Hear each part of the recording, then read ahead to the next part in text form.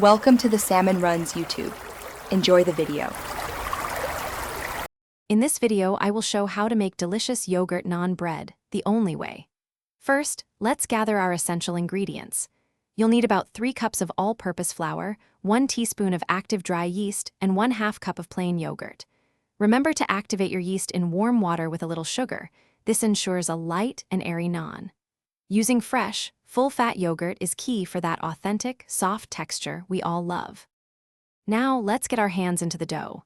In a large bowl, combine your flour, a 1/2 teaspoon of salt, and a pinch of baking powder. Then, add the activated yeast mixture and your plain yogurt.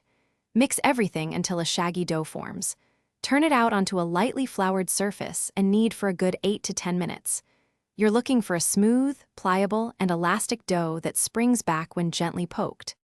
After kneading, it's time for the dough to rest and rise. Lightly oil a bowl, place your dough inside, cover it with a clean cloth, and let it proof in a warm, draft-free spot for about 1 hour.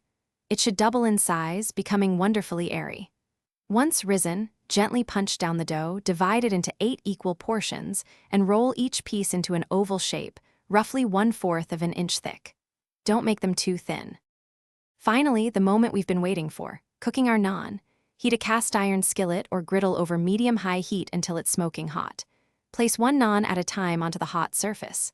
Cook for about 1 minute, or until bubbles appear, then flip and cook for another 30 to 60 seconds until beautifully puffed and lightly charred.